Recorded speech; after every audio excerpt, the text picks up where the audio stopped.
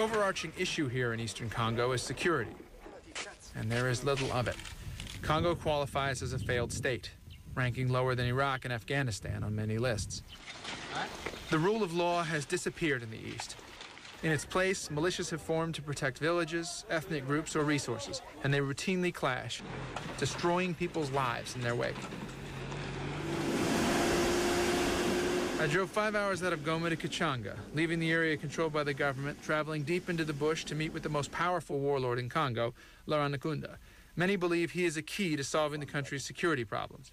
It's not my fault to be a Tutsi, but born in Congo. When I met Nkunda, he was surrounded by men in fatigues, brandishing AK-47s. What do you think should happen here if with FDLR, with FRDC, with any of the groups here, if people are found to have committed war crimes? Not talking about fighting, but war crimes. Do you believe there should be immunity? Tell me what the process should be. No, there is a law in Congo. Congo have justice. We have to follow that. Our only problem we have in Eastern Congo is a security problem. There is FDLR. Their objective is to kill Tutsi. The FDLR, the Federation for Democratic Liberation of Rwanda.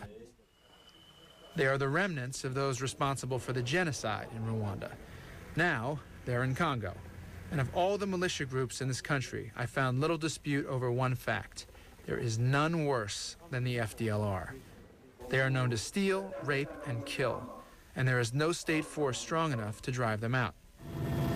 The only way to meet with these people was to go with the UN on a unique mission deep into FDLR-held territory. Accompanied by armed peacekeepers, I flew with the UN north from Goma to the Lubero district to meet with the FDLR militia in the bush and attempt to convince them to leave Congo and go home to Rwanda. I spoke to an FDLR soldier as a UN gunship patrolled overhead. What does he need? What does he ask for in order to go home? He told me he feared being executed if he returned. Propaganda instilled in him by his leaders, making the UN's job all the more difficult. How many crimes get committed here by those guys, right? Of course. I spoke with Bernard Calame, a UN contractor and one of the few men with the credibility and courage to seek out and work with the FDLR deep in the bush.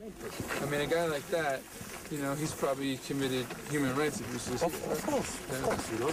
Of course. So standing there talking to somebody who has, you know, raped women, killed civilians. Of course, sure. Back in Goma, I visited a hospital called Heal Africa. It's the only place in the region capable of performing a specialized surgery on women who have been horribly injured by rape, many at the hands of FDLR soldiers. I was told there was a woman there named Marta who had been raped and burned, and yet was determined to tell her story so that others would come forward.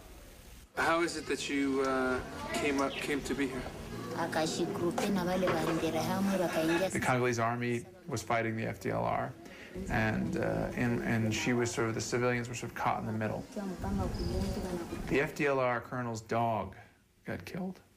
And he flew into a rage, and he said that they should burn down the entire village and kill everyone inside, all the civilians. So the FDLR went into the village, and they found Martha, and they raped her, and she kind of ran away into her hut with her child, and they lit the hut on fire. Burning hut fell down on both of them, and the child died, and she was burned, and she's pretty badly disfigured. It was such a kind of a striking thing to hear, given that we had been to this UN kind of sensitization event with the FDLR that morning, where we had talked to, you know, these FDLR soldiers who sort of came out of the bush and were standing around with their rifles, and it was hard to get a sense of who they were. And then, you know, looking at this woman, and looking at her face and hearing her story, you know, there wasn't a question about who they were. Okay. Oh, thank you very much. As she walked away from me, I realized how incredibly hard it had been for Martha to tell her story. But she had insisted on it. and forced herself to share what happened to her in the hopes that it would make a difference.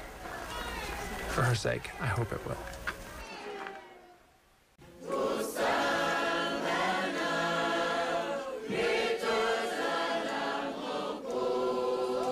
This is important. Congo is in terrible shape. What's going on here in this country is a tremendous humanitarian disaster.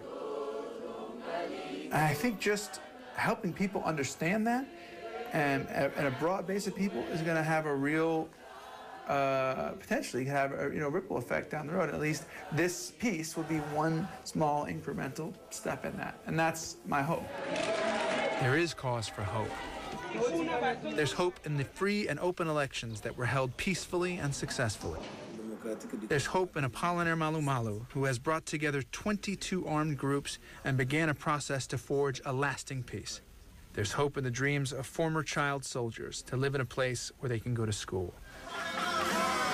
There's hope at Stand Proud, a shelter where street children suffering from polio, many who crawled in on all fours, learned to build their own braces, stand, and even dance in the pouring rain.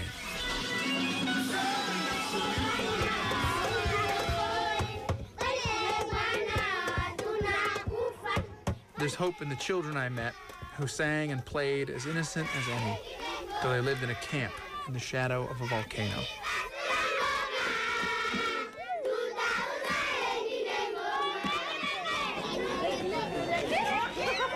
There's hope in the simple ability for sick and injured kids to play kung fu fighting with a clumsy visitor in a hospital courtyard.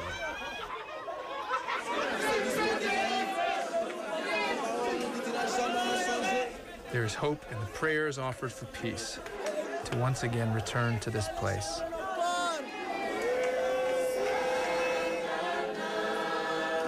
And there's hope, too, in the courage of those who told their stories. It's been an honor for me to help share them with you. A moving story, an incredible journey. And if you'd like to see more, including exclusive videos and photographs, it's all on our website. Click on the Nightline page at abcnews.com.